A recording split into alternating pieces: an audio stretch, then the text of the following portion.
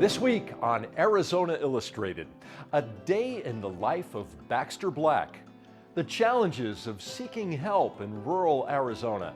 We go barrel racing with Geneva and Hershey, and a look back at a tragedy in 1982 in Sierra Vista from the vault.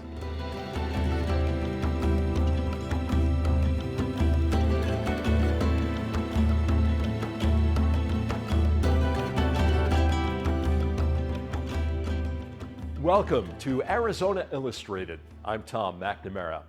He rode bulls in high school and college and went on to become a large animal veterinarian for ranchers and cowboys across the West. He also became their storyteller, selling nearly 750,000 books of cowboy poetry and philosophy. And for 2 decades, he was a regular on NPR's Morning Edition. He still hosts his own Monday radio show and a TV show called Out There with Baxter Black. We went out there to visit with Baxter Black on his ranch in Benson, Arizona.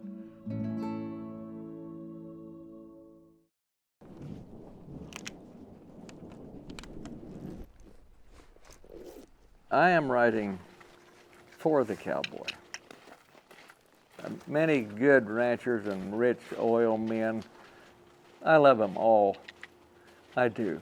And if they like being around cowboys, that's fine. But when I write the story, I'm aiming at the guy that's working for them, because that's me. Rudy, lo siento, y usted no puede ir. It started with milking the cow and feeding the chickens on his parents' place. When we went out to feed the chickens, we had this mean old rooster. Seems all things agricultural were in his blood from the start. His first foray into poetry came years later in a college class. And I wrote this poem, and it was I know it had a religious point to it, but it came back from the English teacher, and at the top, and then they had those old red wax pencils, had a big red wax circle with an F in it. And the teacher had written, "Write about what you know." Well, he knew hard work and he knew cowboys, and over time he went on to write about what he knew. Cowboy poetry is about wrecks. Horse wrecks, dog wrecks, cow wrecks, shipwrecks, financial wrecks. And that's, I guess, my place in life too. His most recent effort is called Lessons from a Desperado Poet. I dedicated this poem to a friend of mine who fell while sitting on a mule's neck backwards and broke his back. So I wrote this for him, but it applies to a lot of people who lose their mind sometimes. It's called Living on the Edge. There, but for a whim of fate, go you and I. Any man who chases lightning or thinks that he can fly. Are we stupid? Are we crazy? Are we rebels without cause? No, the reason is much simpler. We bet the pot because the drummer who keeps time for us stays just beyond the ledge, and one only hears his cadence when one's living on the edge. You'll never know just how much I love you. You'll never know just how much I care. I've got blood thinner. I've had a heart stent done, and so when you get in that brush, sometimes you come out and look like you've been in a sword fight. Baxter Black, the prolific poet and humorist to folks of the country and Western persuasion. Farmers, ranchers, cowboys, and those who wish they were one. As to being a cowboy, Baxter says it's not something you decide. You either are one or you aren't. Listen, we got thunder. It means we're going to have lightning and it's going to rain. And I'm going to get to watch it. When he's not writing poetry and reading to his listeners, he rides alongside his longtime friend and ranch hand, Francisco. And if you ride long enough, you're bound to get bucked off. I did get bucked off. And it was a horse that I had been riding for a year. And the first 2 leaps, I was in the leaves, in the branches. And then we came out of there, but I had one rein in my hand. And I just let flat on my back. But I still had a hold of the rein. I was proud of that. Francisco said, "It looked like a rodeo." You know, you gotta be able to take a fall. Financially, if you get your heart broken, you gotta get up and keep going. If you lose your job, you gotta get up and get back on a horse. Stupid as it may sound. Listo, Francisco. Sígame. Baxter Black, now 70, says his poetry is born out of life experience, his own and those he's come to know. Ladies and gentlemen, can you hear that thunder? Voila! He grew up and lived most of his life in places where it doesn't rain. He's called Arizona home since 1997. So I live in a grand part of the world, and one of the things that lured me here, if I could call it that, was I made the mistake of driving through this for the first time in August, and it was verdant and green. And I thought, my gosh, it's like the jungle here. I think I could do this. Sure enough, he's written a poem about rain. It's called Feast or Famine. In Feast or Famine, at least examine the game we came to play. Because win or lose, it's how you use the cards that come your way. Just let her rain, the rancher said. I've built up quite a thirst. I know the low road's plumb washed out, the tank dam's bound to burst. We'll have to plant the wheat again and clean the water gaps.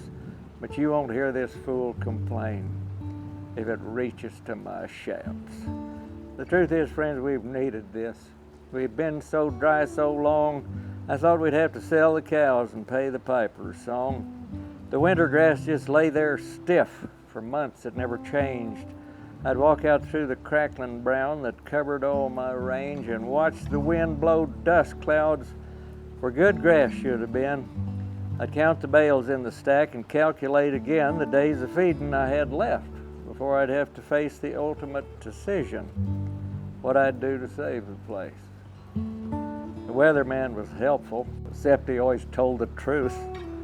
Fiddling chance of 10% meant it just rained in Duluth. And that's, keep her coming, baby. That's nice for Minnesota, but it don't help me a bit. I gave up chewing Red Man so I wouldn't have to spit.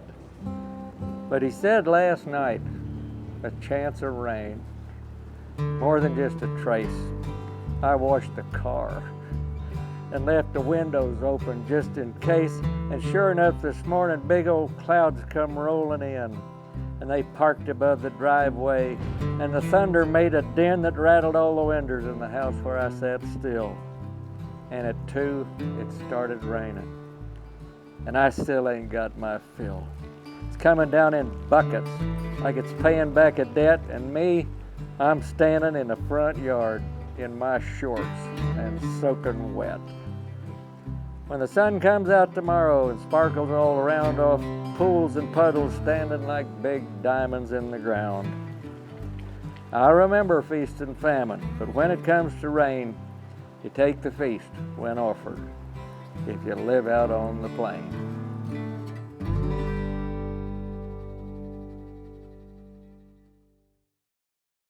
Arizona's rural communities face a mental health care provider shortage that puts people's wellness and sometimes their lives in danger. Next, we explore the reasons behind the shortage and what rural residents are doing to address it.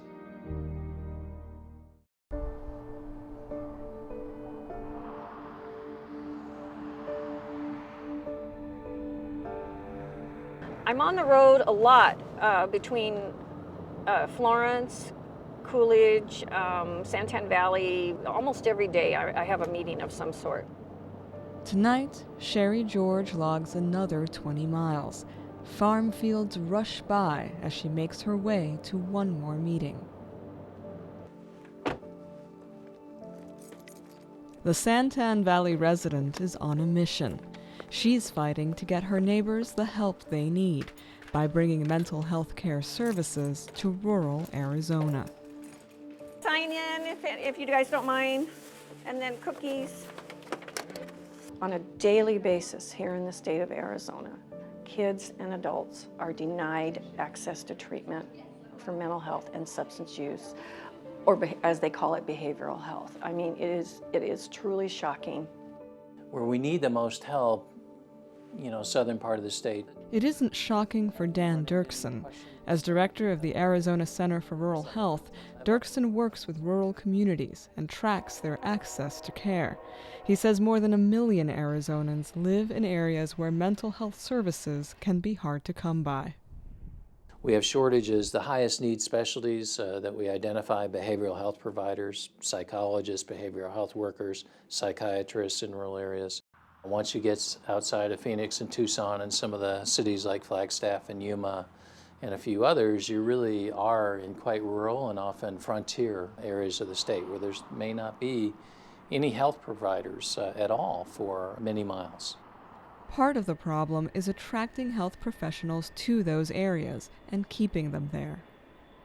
Most of our training in health professions, many of those health professions, is in big cities. Where do people end up in practice when they graduate? In big cities, often within a couple miles of where they train. So our challenge is really, how do we move that health professions training pipeline for behavioral health and some of these high need specialties closer to the areas of need? Rural communities face other challenges too. Lack of funding and transportation, inefficiencies in the state mental health system, and confusion about how to navigate that system keep many rural residents from seeking or receiving the care they need.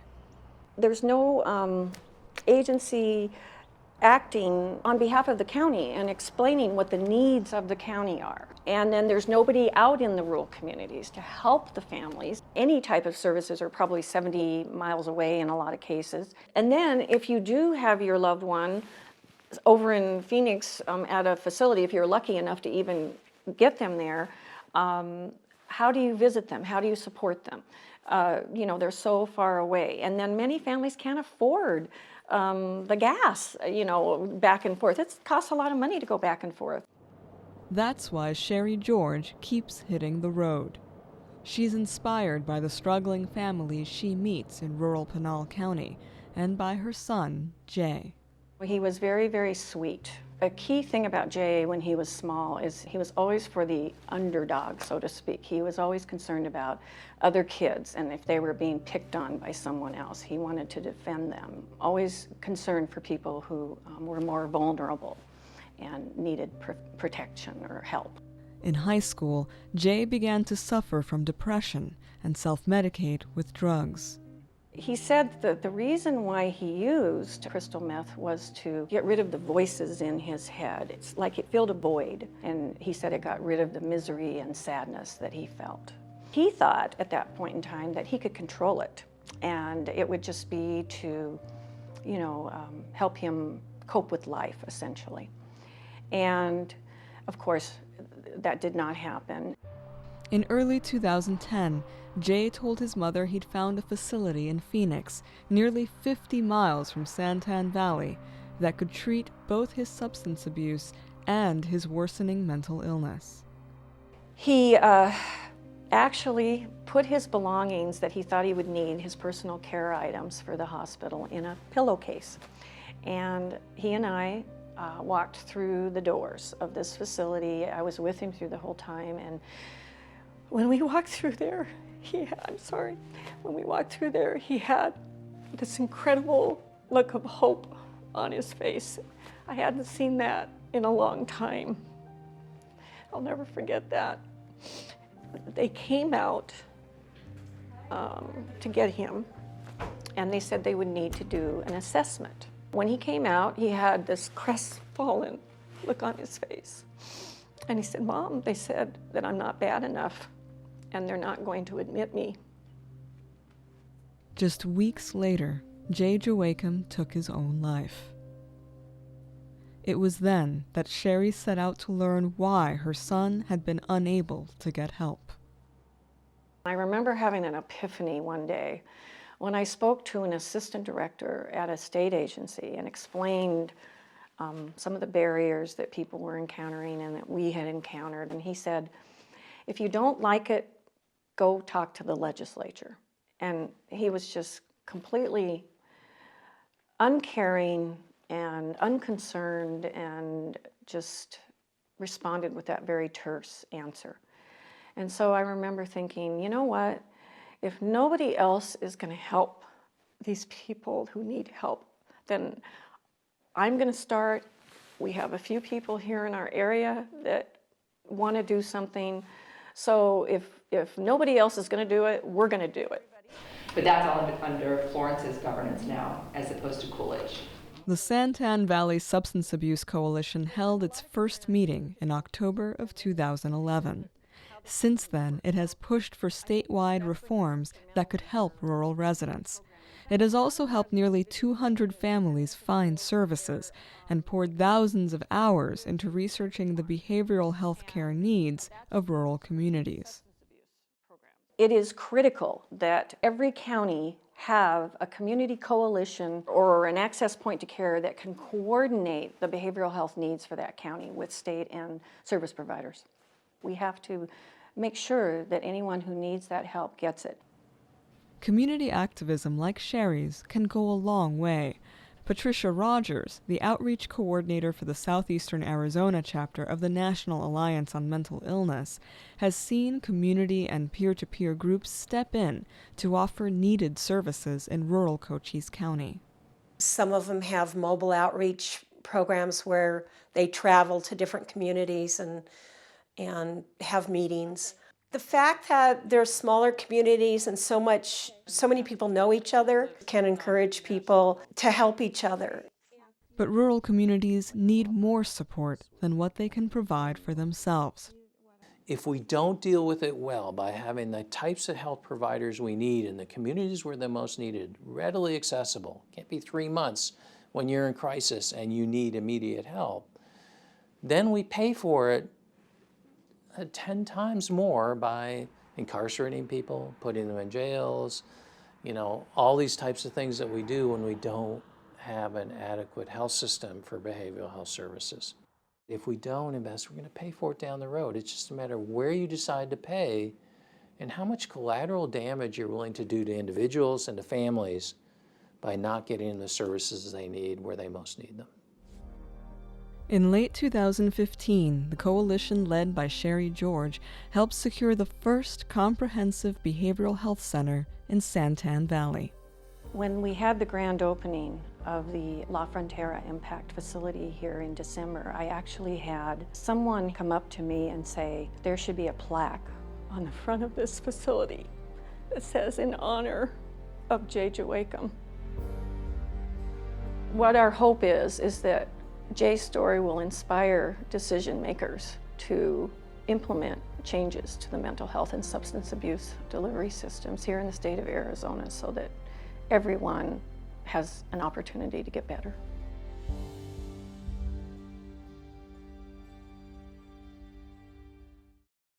La Fiesta de los Vaqueros turns 91 this month. Opening day of the Tucson Rodeo was Saturday, February 20th. The 9-day celebration welcomes real-life cowboys and cowgirls from the United States and Canada to compete for nearly $500,000 in prize money. We caught up with a University of Arizona rodeo team member to get her thoughts on rodeo life and what it takes to run the barrels.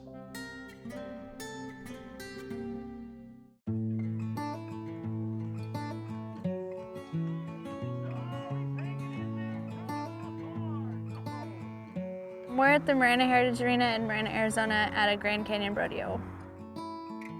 It's the amateur rodeo circuit around Arizona and New Mexico, a little bit on the edge of California. Sometimes we go to Colorado for rodeos. My name is Geneva Kelly and I'm a barrel racer. My great-grandma was a Blackfoot Indian and her name was Geneva, so my parents thought it seemed fitting, so they named me. I'm from Sonoyta, Arizona, so that's, I think, the prettiest part of Arizona. I like it. You don't have to worry about hurricanes, earthquakes, Snakes, yeah, you have to worry about a lot of snakes, but they rattle, so you're good. Here in the beautiful Marana country.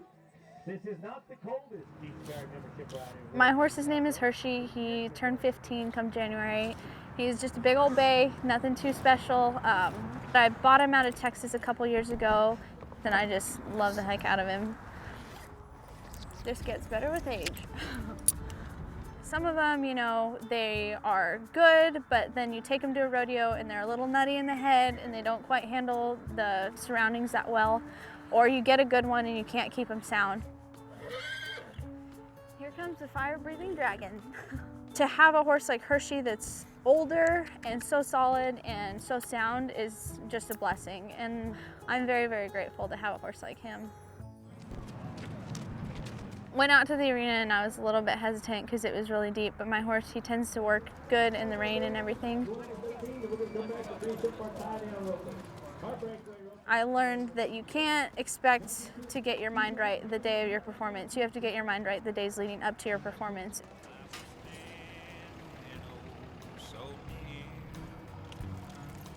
I'll wake up in the morning and I'll say a prayer and I'll go through my run before I even get out of bed.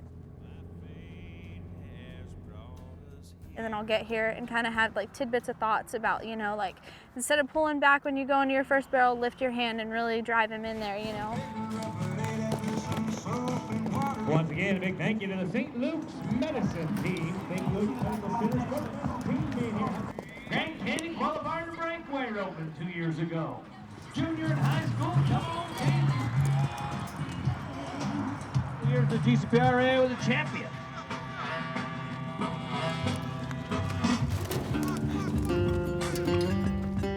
The number one thing I could tell a barrel racer is don't overthink it.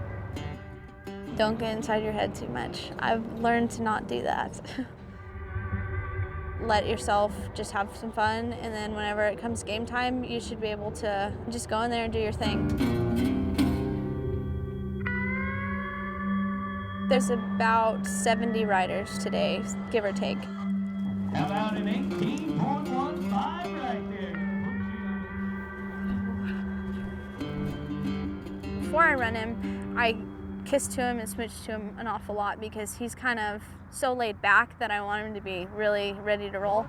You're in the hole. This is Geneva Kelly. He knows. When it's game time, he knows. Even when the announcer goes, it's hard to keep him under control because he'll be as mellow as can be, and then once they crack the microphone, he is on one. Hey, hey, hey. I go into my first barrel just looking for a little bit of rate, and if he rates good to my first barrel, that tells me that I can ride hard.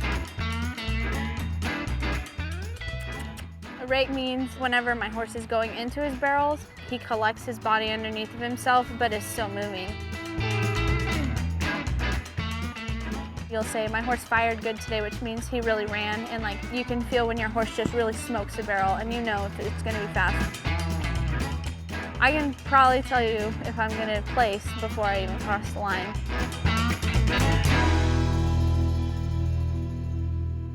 He was a little hot, so I just warmed him up a little bit, took him in there, and he ran good, fired, rated, did all the barrel racer lingo.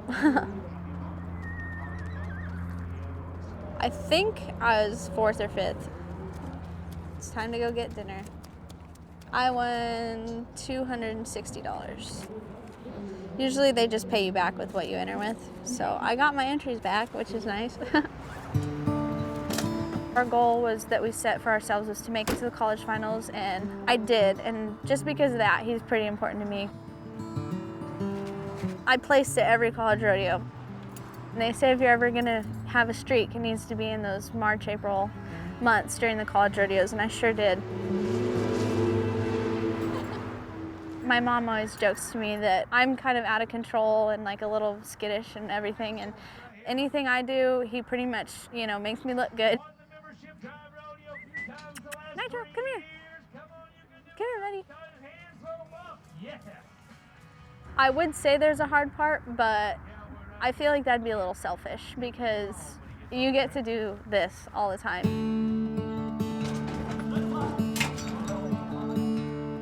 It's a great community, the rodeo community. People here are I think, some of the best people. They're very down to earth, they work hard, and they're just honest people. And any one of my friends I could call on any given day and they're gonna be cool, so. I'm not gonna lie to you and say that the rodeo community doesn't like to have a lot of fun because they get a little wild, but it's great, I love it. They have a lot of funny stories to tell, especially the boys. Kind of like my little family, you know, like I load up my horses and I load up my dog and we all go together, and I'm never lonely because he's always with me, and then my horses, it's always something to do every day to look forward to, and without them, I'd probably be pretty sorry.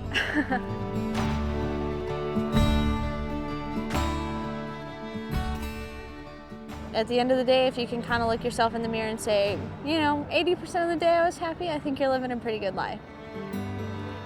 I love the life I'm living.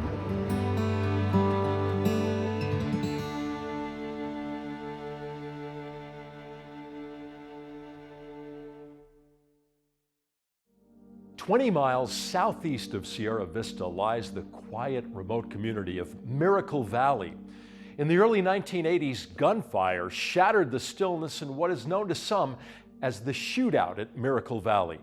It's a tragedy that would long resonate in southern Arizona and beyond, as we'll see in this episode of From the Vault.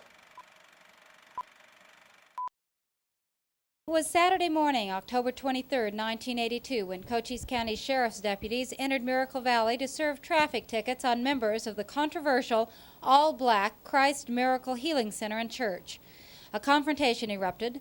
Church members Augusta Tate and William Thomas Jr. were fatally shot by deputies. The incident was preceded by a history of trouble in the small community, including a school boycott, a bombing that killed one church member, a hammer-throwing attack against a TV news crew, and fighting outside Buena High School at nearby Sierra Vista. The church members have now gone home, back to Chicago. The Christ Miracle Healing Center and Church is now empty. But the ramifications of the events that took place there will be evident for a long time to come. Some 21 church members were charged with riot and assault in connection with the October 1982 shooting. But now Pima County Superior Court Judge Thomas Meehan is ready to dismiss charges against all the defendants. The reason is that Cochise County is unable to pay for the defense of the indigent church members as required by state law.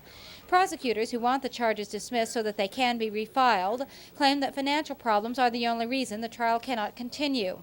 But defense attorneys claim that the county has other motives for not wanting the Miracle Valley trial to take place. The defense wants the charges dropped with prejudice so that they can never be refiled. At the heart of those motives, according to defense attorneys, are other pending legal actions. The county and various county officials are named in a $75 million civil rights lawsuit brought by the church members. There are 2 investigations into the shooting, one by the Department of Public Safety, which is continuing.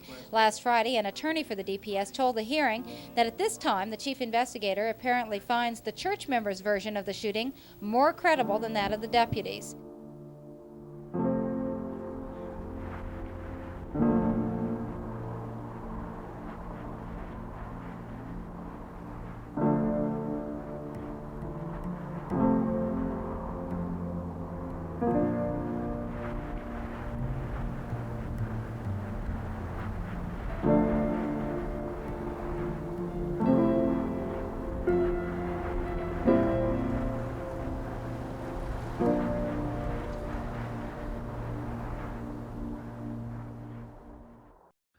Thank you for joining us here on Arizona Illustrated.